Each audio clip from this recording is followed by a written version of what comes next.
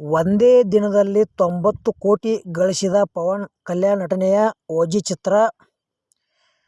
ಆಂಧ್ರ ಪ್ರದೇಶದ ಉಪಮುಖ್ಯಮಂತ್ರಿ ಪವನ್ ಕಲ್ಯಾಣ್ ನಟನೆಯ ಓಜಿ ಚಿತ್ರವು ಬಾಕ್ಸ್ ಆಫೀಸಿನಲ್ಲಿ ಬಿರುಗಾಳಿ ಎಬ್ಬಿಸಿದೆ.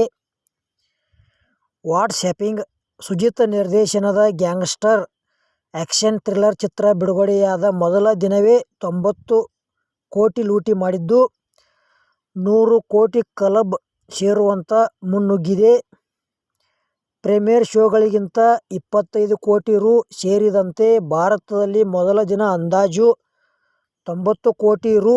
ಗಳಿಸಿರುವ ಈ ಚಿತ್ರ ಸೂಪರ್ ಸ್ಟಾರ್ ರಜನಿಕಾಂತ್ ಅವರ ಕೂಲಿ ಚಿತ್ರವನ್ನು ಹಿಂದಕ್ಕಾಕಿದೆ ಮತ್ತು ತೆಲುಗು ಚಿತ್ರವೊಂದಕ್ಕೆ 7ನೇ ಅತಿದೊಡ್ಡ ಆರಂಭಿಕ ಮತ್ತು ದೇಶೀಯವಾಗಿ 8ನೇ ಅತಿದೊಡ್ಡ ಆರಂಭಿಕ ಸ್ಥಾನವನ್ನು ಪಡೆದುಕೊಂಡಿದೆ.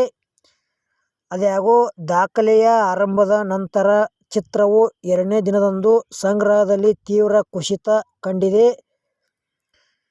ಓಜಿ ಚಿತ್ರವು ತನ್ನ 2ನೇ ದಿನದಲ್ಲಿ 19.6 ಕೋಟಿ ರೂ. ನಿವ್ವಳ ಗಳಿಸಿದೆ. ಇದು ಶೇಕಡಾ 69.25 ರಷ್ಟು ಕುಸಿತವನ್ನು ಸೂಚಿಸುತ್ತದೆ. ಮೊದಲ ದಿನವೇ ವಿಶ್ವದಾದ್ಯಂತ 144 ಕೋಟಿ ರೂ. ಕಲೆಕ್ಷನ್ ಮಾಡಿರುವ ಪ್ರಭಾಸ್ ಅವರ ಸಾಹೋ ಚಿತ್ರವನ್ನು ಹಿಂದಕ್ಕಾಕಿದೆ. ಇದರಲ್ಲಿ 42.50 ಕೋಟಿ ರೂ. ವಿದೇಶಿ ಮಾರುಕಟ್ಟೆಗಳಿಂದ ಬಂದಿತ್ತು. ಆರಂಭಿಕ ಚಿತ್ರದ ಜೂನಿಯರ್ NTR ಅವರ ದೇವರ ಮತ್ತು ದಳಪತಿ ವಿಜಯ್ ಅವರ ಲಿಯೋ ಚಿತ್ರಗಳನ್ನು ಮೀರಿಸಿದೆ. ಇವೆರಡೂ ವಿಶ್ವದಾದ್ಯಂತ ಸುಮಾರು 142 ಕೋಟಿ ರೂ. ಗಳಿಸಿದ್ದವು. ಓಜಿ ಚಿತ್ರದಲ್ಲಿ ಪವನ್ ಕಲ್ಯಾಣ್ ಓಜಸ್ ಗಂಭೀರ ಎಂಬ ಕ್ರೂರ ದರೋಡೆಕೋರನ ಪಾತ್ರದಲ್ಲಿ ನಟಿಸಿದ್ದಾರೆ. ಅವರು ತಮ್ಮ ಸಾಮ್ರಾಜ್ಯವನ್ನು ಮರಳಿ ಪಡೆಯಲು ಮತ್ತು ತೆಲುಗು ಚೊಚ್ಚಲ ಚಲನಚಿತ್ರದಲ್ಲಿ ಇಬ್ರಾಹಿಂ ಹಶೀಂ ನಿರ್ದೇಶಿಸಿದ ಓಮಿ ಬೌ ಮೇಲೆ ಸೇಡು ತೀರಿಸಿಕೊಳ್ಳಲು ಹೊರಟಿದ್ದಾರೆ.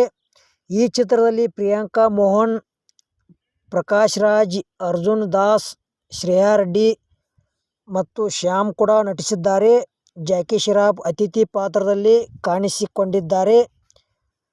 ಓಜಿ ಚಿತ್ರದ ಕಲೆಕ್ಷನ್ ವಿಡಿಯೋ ಇಲ್ಲಿಗೆ ಮುಗಿಸ್ತಾ ಇದ್ದೇನೆ. ಮುಂದಿನ ವಿಡಿಯೋದಲ್ಲಿ ಮತ್ತೆ ಸಿಗೋಣ. ಎಲ್ಲರಿಗೂ ನಮಸ್ಕಾರ.